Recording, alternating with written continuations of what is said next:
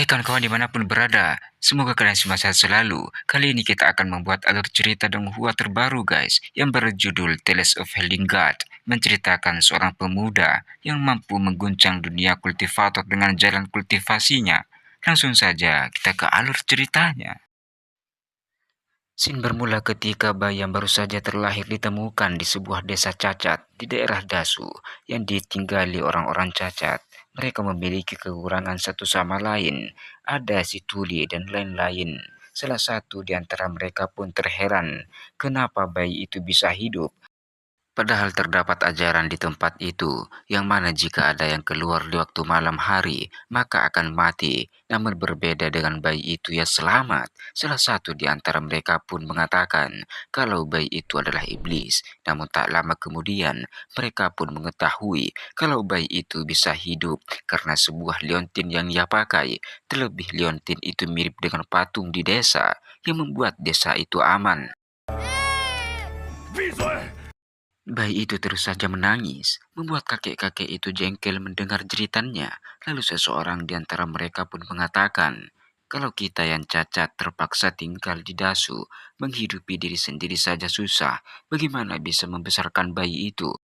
Seseorang kakek pembuat ramuan pun menjawab, bagaimana kalau kita buat dia bisu sementara, setelah berhenti menangis, beri dia penawarnya. Anjay, sadis sekali.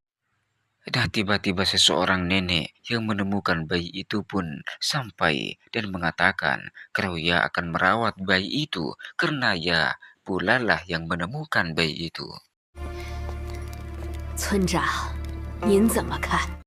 Setelah itu ia pun meminta persetujuan pada kepala desa. Kepala desa menjawab, desa cacat kita akhirnya punya orang yang sehat. Kakek satu tangan pun mengatakan, karena kepala desa setuju membesarkan anak ini untuk dijadikan penggembala si nenek, maka beri dia nama. Nah, tak lama kemudian, ketua desa pun memberikan nama dengan nama Kinmu. Kin adalah marga yang bayi itu dapatkan sesuai identitas yang ada di kalungnya. Setelah malam tiba, kegelapan pun menghantui Dasu. Kinmu yang selalu dekat dengan neneknya, tiba-tiba dihampiri oleh iblis yang ingin memakannya. Nenek Kinmu yang langsung sadar langsung menyerangnya. Rupanya nenek Kinmu bukan penjahit biasa, bahkan ia mampu menjahit iblis itu dengan sangat rapi, sadis, dan keren. Singkat cerita, Kinmu pun menginjak usia remaja. Setiap hari ia mencari obat, namun pada hari itu ia tertidur di luar desa, membuat ia bermimpi hal aneh. Terlebih hal itu membuat ia dalam bahaya. Beruntung saja nenek menyelamatkannya, lalu mengatakan jangan sampai ia tertidur di luar desa lagi, karena neneknya belum tentu bisa menyelamatkannya lagi. Keesokan harinya, ia pun diantar ke depan pintu desa untuk mengembala sapi neneknya. Di sini tiba-tiba saja Kinmu bertanya pada kepala desa, kenapa ia selalu bilang setelah gelap akan ada sesuatu yang mengerikan bergerak dalam kegelapan. Kepala desa menjawab, itu tak penting itu apa, selama ada patung desa, mereka tak berani masuk. Patung desa itu apa? Ucap Kinmu. Kenapa bisa menahan kegelapan? Karena banyak tanya, kepala desa pun memperingatnya. Karena Kinmu banyak tanya, Kinmu harus mengurangi rasa ingin tahunya. Kalau ia ingin hidup lama, Kinmu pun pergi dan mengembala. 那我去放牛了。 Setelah Kinmu pergi, mereka pun terlihat sangat khawatir. Bagaimana tidak, Kinmu sama sekali tak menunjukkan tanda-tanda kebangkitan.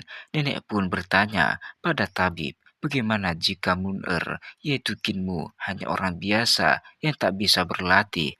Kakek tabib menjawab, orang biasa hanya punya umur beberapa puluh tahun saja, terlebih Dasu sangat berbahaya. Nenek pun bertanya kembali, bagaimana caranya agar Kinmu bisa bertahan hidup? Tabib menjawab, yaitu dengan cara mendapatkan darah dari hewan empat roh, mungkin bisa membantu Mun'er bangkit. 或可助木耳决 Di sisi lain, Kinmu yang baru saja mengembala sapinya dikejutkan dengan suara minta tolong. Kinmu pun sadar suara itu berasal dari sapi yang ia gembalakan, yaitu sapi si nenek. Sapi itu meminta tolong kepada Kinmu untuk melepaskan jarum yang ada di kepalanya sambil mengatakan, "Aku adalah separuh ibumu," karena dia yang memberikan susunya setiap hari pada Kinmu. Kinmu yang tidak tega dan termakan rayuannya, ia pun melepaskan jarum itu sebagai balas budi. Setelah terlepas, Kinmu pun terkejut melihat seorang keluar dari perut sapi itu. Rupanya itu adalah wanita iblis yang dulu dikutuk oleh nenek Kinmu 11 tahun yang lalu. Ia pun menyerang Kinmu dan mengatakan kalau bukan karena Kinmu, waktu masih kecil ia tidak akan jatuh serendah ini. Rupanya ia memiliki dendam kepada Kinmu. Kinmu yang sadar nyawanya dalam bahaya, ia pun menipu si iblis itu dengan cara memanggil neneknya. Sontak si iblis itu menoleh ke belakang karena takut. Di sini Kinmu langsung menendang membuat ia terjatuh dan termakan oleh bunga pemakan sekitar. Wanita itu yang tidak terima, ia pun menunjukkan wajah aslinya.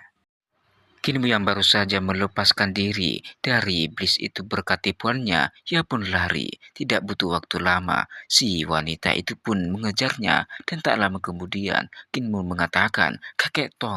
Rupanya di sini perempuan itu tidak mau terkecoh lagi, namun ternyata itu benar-benar adalah kakek Tong dan ternyata itu benar-benar kakek Tong. Rupanya itu bukan tipuan lagi, bahkan nenek pun ada di situ. Nah, di sini pun kita mengetahui kalau nenek Kinmu mengenali iblis itu, ya rupanya seorang penguasa kota. Nenek mengatakan, seharusnya kau mati 11 tahun yang lalu. Kalau bukan karena Kinmu, kau pikir bisa hidup sampai sekarang. Karena ucapan itu, iblis itu pun berteriak, "Wanita jahat!" Pada nenek itu. Sontak nenek itu pun langsung marah dan membinasakannya. Sebuah jarum jahit tepat di kepalanya, ia pun mati.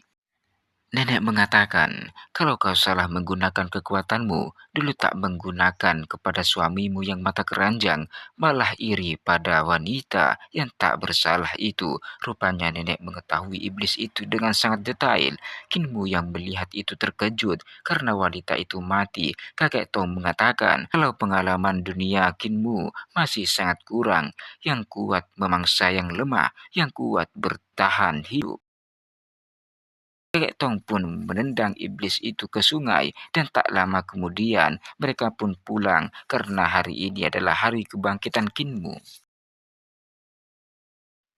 Dan tak lama kemudian, kegelapan semakin pekat dalam waktu hitungan detik saja membuat mayat itu berubah menjadi tulang. Di luar dasu, tepatnya di sungai Yongjiang, beberapa orang terlihat bermunculan di luar dasu. Mereka mengetahui dasu adalah tanah yang ditinggalkan para dewa. Mereka seperti pemberantas kejahatan dari sebuah fraksi yang ahli dalam pertarungan pedang.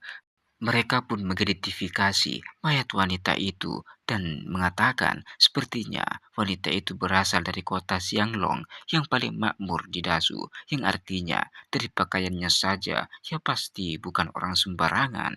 Terlebih mereka mengetahui jarum yang digunakan nenek Kianmu adalah hasil ilmu sihir sekte Tianmo. Seorang ketua pun meminta untuk mengikutinya ke Dasu untuk memberantas kejahatan dan menegakkan kebenaran setelah mengetahui kalau wanita itu dibunuh oleh sekte jahat yang menghilang dari negeri Yangkang.